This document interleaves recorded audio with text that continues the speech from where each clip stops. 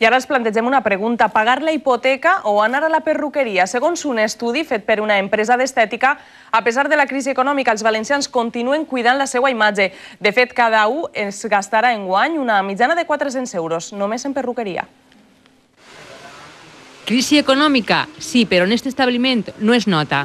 Per esta perruqueria passen a diari una mitja de 25 persones, la majoria dones.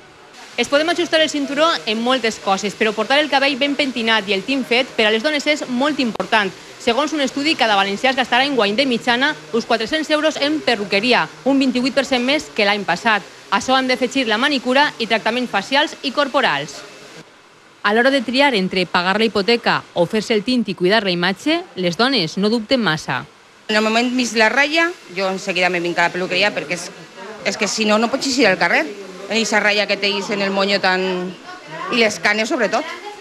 Una dona té que estar guapa, bonica i té que estar agradada al home, entonces pues el tintet. Les dues coses són importants. En canvi, per als homes, les prioritats són estes. Hombre, els diners de la hipoteca són més importants. Pagar la hipoteca, viatjar i fer deport. Jo penso que és millor les dones la peluqueria per estar ben guapes. La hipoteca ja veurem quan la paguem.